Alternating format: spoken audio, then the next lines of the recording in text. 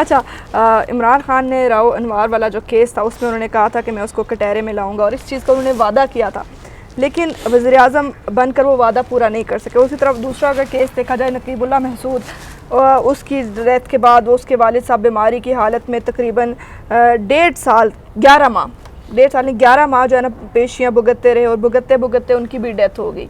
तो इस तरह के जो वादे और दावे किए गए थे। देखिए, ये बहुत अच्छा सवाल है और मेरी कल जो मसूद कबाइल के लोग हैं उनसे मेरी कल बात हुई इस पे, क्योंकि मैं ख़ुद लिखता भी हूँ इन चीज़ों पे। और इंसाफ की अगर मैं बात करूँ तो हमारा इंसाफ का जो निज़ाम है वो कमज़ोर है, इसमें कोई शक नहीं है। अमीर के लिए अलग है, अभी आपने देखा कि अभी आपने तकरीबन उनके लिए लग जाती है। अगर मीडिया में किसी ने आना है, आजकल मीडिया का बड़ा वो शौक है लोगों को आने का, तो उसको बड़े केस को उठा दिया जाता है। और अगर बड़े केस को उठा दिया जाता है तो उसके साथ साथ क्यों उठा दिया जाता है, क्यों? वजह यही कि मीडिया उठाती है ऐसे केसेस को।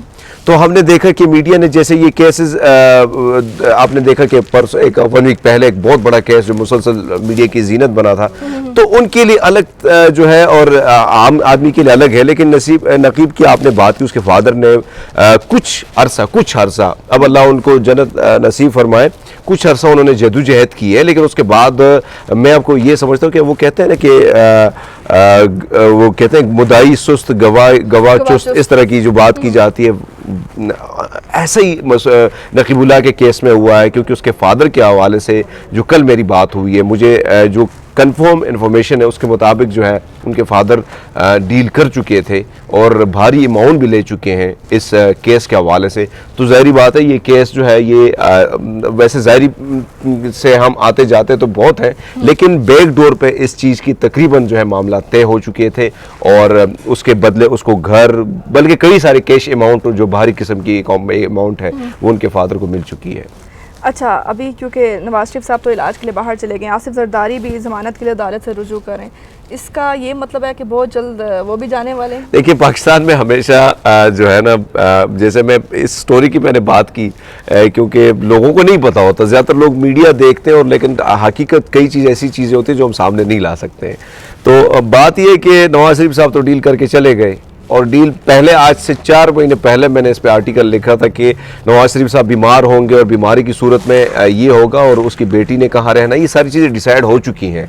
तो आपने देखा कि नवाज शरीफ साहब तो चलो यहाँ से चले गए, अल्लाह उनको सेहत दे। और लेकिन साथ साथ मैं आपको ये बताता चलूँ कि पैसे दे के गए हैं। और इसी तरह आसिफ जरदारी की अगर मैं, शेख रशीद साहब ने तो कहा है कि भाई वो बहुत कंजूस आदमी है, 1 रुपया देखिए कुछ चीज़ें मैं आपको क्या बताऊं कि हम खुद डिस्क्लोज, हमें इजाज़त तो होती नहीं है, लेकिन सच तो ये है कि चीज़ें हो जाती हैं। इस मुल्क में हमेशा यही जो तासुर दिया जाता है, जिस तरह मीडिया चीज़ें हम हाइप करते हैं कि ये हो रहा है वो हो रहा है, लेकिन इसमें हकीकत ये होता है कि आपको भी पता है कि हकीकत कुछ और होती है।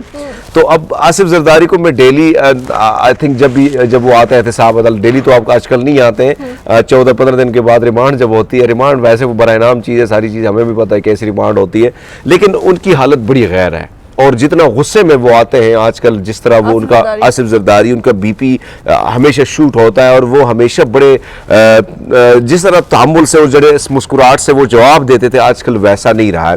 तो अनकरीब उनकी भी डीलिंग हो जाएगी, वो भी चले जाएंगे। फिर मरियम भी चली जाएगी? ये नहीं, मरियम तो गेम की खिलाड़ी है, इनको भी खिलाना है इन लोगों ने, साथ साथ में बिलावल, ये जो है नई नस्ल तक ये चीज़ें आगे जाएंगी। हमारी नई नस्ल इनकी गुलामी भुगतेगी, ये तैयारी हो चुकी है और ये सिलसिला ऐसे ही चलता रहेगा मेरे मुल्क में।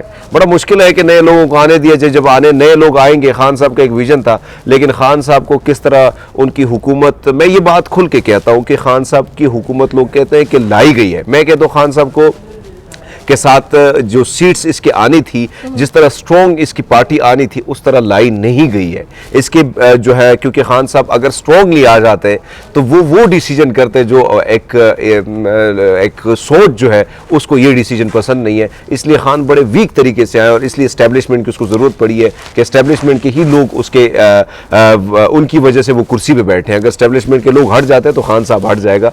और ये मैं समझता हूँ कि वक्त आने पर आपको ये भी पता चल जाएगा कि खान साहब जो है वो इस चीज़ों को डिस्क्लोज करेंगे। अच्छा, ये बता रहा हूँ आपको। आर्मी चीफ की तोसी के मामले पे अगर देखा जाए तो एक बुनियादी सवाल जो कि सबके जहनों में उठता है कि ये हुआ क्यों और आखिर अब आगे क्या होगा, इसके कितने असरात, क्या असरात मुरत्तब होंगे? देखिए, मैं ये समझता हूँ कि हर चीज़ की, हर इदारे का अपना एक तरीक़ाकार होता है। और जैसे अगर हम आर्मी की बात करें तो मैं पहले भी आपसे ये जिक्र कर चुका था कि आर्मी जो बाजवा साहब थे एक्सटेंशन के लिए रजामंद नहीं थे ये।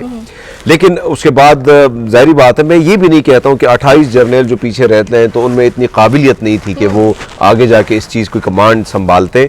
लेकिन फ़ौज का अपना एक तरीका होता है और सारी चीज़ें मशावरत के साथ होती हैं और मशावरत के बाद वो चीज़ें जो हैं वो आगे आती हैं, आगे लाएमल उन पर अमल होता है। तो मैं समझता हूँ कि हाँ, इस चीज़ को ज़ाहिर बात है कि हमारे चीफ़ जस्टिस साहब, मौजूद चीफ़ जस्टिस साहब कुछ ही दिन हैं, वो भी रिटायर्ड होने जा रहे हैं। तो ज़ाहिर बात है कि एक साल में जब कुछ आप ना कर पाएँ तो कुछ चीज़ें ऐसी होती है कि आप ऐसे केसेस, हालांकि जब जो मुद्दाई है वो दरख्वास्त दे रहा है, वो कह रहा है कि मैं अपनी दरख्वास्त वापस लेनी है, उसके बावजूद आप कहते हैं ये कौमी मफाद का केस है। और फिर आप वो चीज़ें आपने देखा कि केस बड़ा अजीब किस्म का केस था कि 6 महीने का टाइम दिया। मतलब वही आर्मी चीफ रहेंगे 6 महीने में, तो ऑलरेडी कवानीन तो अभी जो है तरमीम इतना मुश्किल काम है नहीं। और मैं समझता हूँ कि अपोजिशन भी इसके बीच में नहीं आएगी, तो ये तरमीम जो है ये भी हो जाएंगी 6 महीने से पहले हो जाएंगी और 3 साल तक वो रहेंगे। लेकिन बात ये है कि इस तरह चीज़ों को किया क्यों जाता है, ये भी एक सवाल है कि हम जो हमारे दुश्मन ममालिक हैं उनको मौका क्यों देते हैं। अभी आपने देखा कि भारतीय मीडिया को बड़ा काम मिल गया था इसी हवाले से कि भाई वो हो गया। लेकिन हाँ, एक चीज़ चली गई है, एक अच्छा तासुर भी चला गया है कि हमारे जो अदलिया है, चलो हम जैसे भी माने या ना माने, पर दुनिया में ये तासुर चला गया कि हमारी जो अदलिया है ये स्ट्रॉन्ग है और मजबूत फैसले कर रही है। सारे दारू पे उसको फोके तासुर। अच्छा, आर्मी चीफ की जो तोसी के हवाले से देखा जाए, जुड़ा जो हालिया बहरान था, क्या वो टल गया या अभी आगे भी मजीद कुछ ना कुछ इसके इम्तहान हैं? नहीं, मैं समझता हूँ कि हालात अब बेहतर हो गए हैं और उसके नताइज आपके सामने कि जैसे बाजवा साहब के एक्सटेंशन की बात आई तो उसके बाद स्टॉक एक्सचेंज में आपने जो तेज़ी का रुझान था वो बढ़ गया और आज मेरे ख्याल में कल बहुत अच्छा वो गया है। तो मैं समझता हूँ कि जो बहरान था जिससे कोशिश खान साहब की भी निकलने की थी, अफवाज पाकिस्तान की भी थी, दीगर इदारे भी उसी के मुंतज़िर थे, तो मैं समझता हूँ कि वो बहरान अब टल चुका है और आगे बड़ा सॉफ्ट वक्त जो है वो मैं जो देख रहा हूँ कि सॉफ्ट वक्त आने वाला है। कुछ चीज़ें ऐसी हो रही हैं जिससे मुल्क के अवाम जो है उनके लिए भी एक खुशी की जो है ख़बर है वो भी जल्द वो भी मिलने वाली है। साथ साथ हुकूमत के लिए जो मसाइल थे वो अनकरीब 5-6 महीने में वो भी ख़त्म होने जा रहे हैं। अच्छा, इस केस पे अगर देखा जाए तो आईनी तरमीम की ज़रूरत पड़ेगी ऑब्वियसली, क्योंकि इसके लिए पहले कोई कानून, कोई आइन नहीं बना हुआ इस चीज़ के लिए, तो उसके लिए ज़ाहिर है इनको अपोजिशन का भी साथ चाहिए होगा अगर ये इस पे करते हैं तो। लेकिन वहीं पे अगर देखा जाए तो हुकूमती वज़ीर शेख रशीद साहब हर मामले में बोलना बहुत ज़रूरी फ़र्ज समझते हैं। हाँ। तो इस मामले पे भी उन्होंने कहा कि भाई अगर बात करनी होगी गवर्नमेंट, तो गवर्नमेंट को पता है कब बात करनी है, किससे बात करनी है और क्या बात करनी है। तो अगर इन लोगों का यही रहा रवैया तो क्या फिर अपोजिशन को अपने साथ शामिल कर पाएंगे? और दूसरा ये है कि इस तरह ये दारू को बदनाम करने की कोशिश नहीं की जा रही और फिर बाद में कहते हैं कि भाई हमारे खिलाफ साजिशें की जा रही हैं। देखिए, मैं हुकूमती बयानात जो हैं, जिस तरह मैंने शेख रशीद की बात की, उनके बयानों को सीरियस लेना नहीं चाहिए, ठीक है। जिस तरह उन्होंने एक इससे पहले बूंगी छोड़ी, इस तरह वो बातें लेकिन ये हुकूमती बयान नहीं होता है। हुकूमती बयान अगर हम देखें तो शाह महमूद कुरैशी साहब हो गए, परवेज़ खटक साहब हो गए, असद उमर साहब हो गए, ये लोग बैकडोर में अपोजिशन के साथ राब्तों में हैं और जो सिलसिला है वो चल पड़ा है और अनकरीब। लेकिन जो शेख रशीद की एक बात के साथ तो मैं इत्तेफाक करता हूँ कि जब इस मामले पे बात आती है, जब हमारे अफवाज पाकिस्तान के हवाले से बात आती है, तो हमारी जो अपोजिशन जमातें भी, उससे पहले आपने देखा कि हमारे दोस्त ने सवाल किया था इनके हवाले से कि जब एक्सटेंशन इनकी गई अदालत में चैलेंज हुई तो अपोजिशन जमातों से मौलाना फजल रहमान साहब भी बैठे थे, बिलावल भुट्टो साहब भी बैठे थे, तो उन्होंने कमेंट्स तक भी नहीं किए। तो मैं समझता हूँ कि हालात जो हैं उनके लिए स्मूथ हैं और वो अगर माने या ना माने, लेकिन ये है कि वो मान जाएंगे और ये तरमीम बड़ी आसानी से हो जाएगी। मैं आपको बड़ा कम टाइम दे रहा हूँ, बड़े कम अरसे में ये चीज़ें सेटल हो जाएंगी। अगर हुकूमती वज़रा जैसे शेख रशीद ने बातें की, और भी इस तरह से बहुत से वज़ीर हैं जो हर बात पे ज़रूर कुछ ना कुछ कमेंट्स देते हैं, ट्वीट्स तो बहुत ज़्यादा की जाती हैं, हुकूमत पूरे ट्वीट्स पे चल रही है आजकल। हुकूमती वज़रा अगर इसी तरह से बयानात देते रहे तो उनके बयानात से जाहिर होता है कि आइंदा आने वाले दिनों में भी गवर्नमेंट का अपोजिशन के साथ रवैया और लहजा बदलने वाला नहीं है, वैसा ही रहेगा जैसा चलता आ रहा है। तो क्या फिर इससे ये जाहिर नहीं होता कि गवर्नमेंट किसी और पे तकिया करके बैठना चाह रही है? असल में प्रॉब्लम ये है इस मुल्क की कि हम जब आवाम की तरफ जाते हैं और आवाम से जिस तरीके से वोट लेते हैं और जिस जो हमारा मिशन होता है और जिस जो मंशूर होता है हमारा, तो उसी को फिर अगर हम फॉलो ना करें लेकिन हम बयानबाजी का जो सिलसिला हमारा जारी होता है।